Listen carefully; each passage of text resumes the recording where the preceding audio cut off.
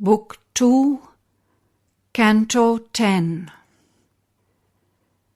The Kingdoms and Godheads of the Little Mind.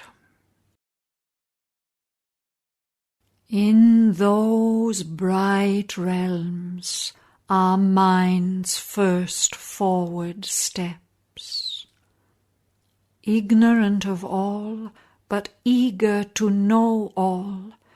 Its curious, slow enquiry there begins.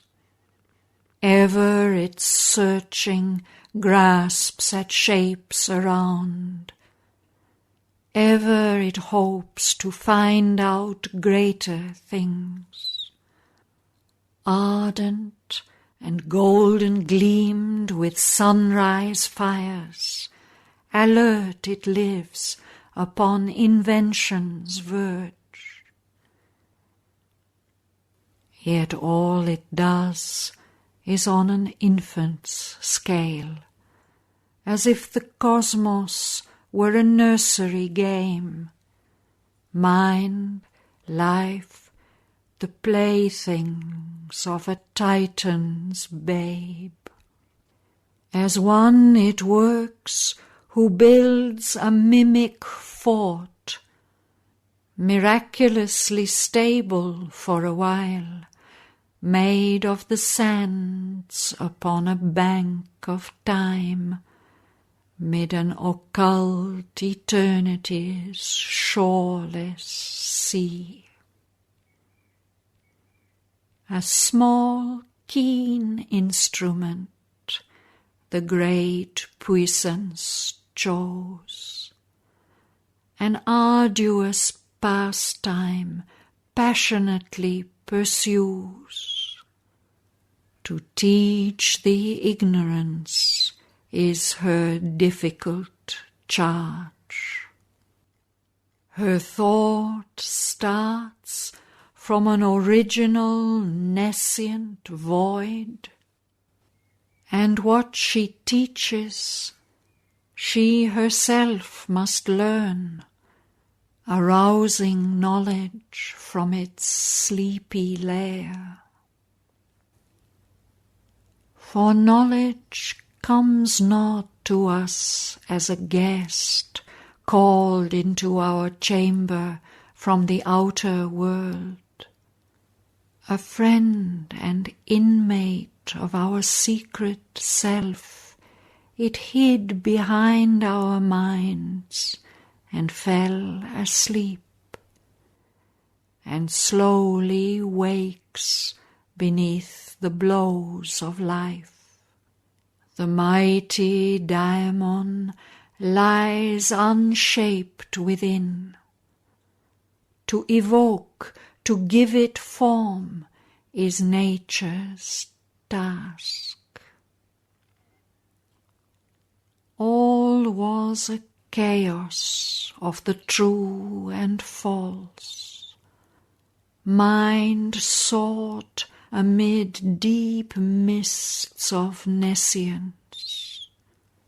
It looked within itself, but saw not God. A material interim diplomacy denied the truth that transient truths might live, and hid the deity in creed and guess, that the world ignorance might grow slowly wise. This was the imbroglio made by sovereign mind, looking from a gleam ridge into the night, in her first temperings with inconscience. Its alien dusk baffles her luminous eyes. Her rapid hands must learn a cautious zeal. Only a slow advance the earth can bear. Yet was her strength unlike the unseeing earth's, compelled to handle makeshift instruments invented by the life force and the flesh. Earth all perceives through doubtful images. All she conceives in hazardous jets of sight, small lights kindled by touches of groping thought. Incapable of the soul's direct inlook, she sees by spasms and solders knowledge scrap, makes truth the slave girl of her indigence, expelling nature's mystic unity, cuts into quantum and mass the moving all. She takes for measuring rod her ignorance. In her own domain, a pontiff and a seer, that greater power, with her half-risen sun, wrought within limits, but possessed her field.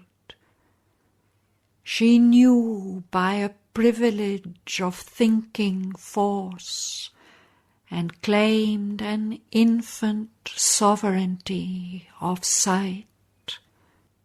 In her eyes, however darkly fringed, was lit the archangel's gaze, who knows inspired his acts, and shapes a world in its far-seeing flame. In her own realm she stumbles not nor fails, but moves in boundaries of subtle power, across which mind can step towards the sun. A candidate for a higher suzerainty, a passage she cut through from night to light, and searched for an ungrasped omniscience.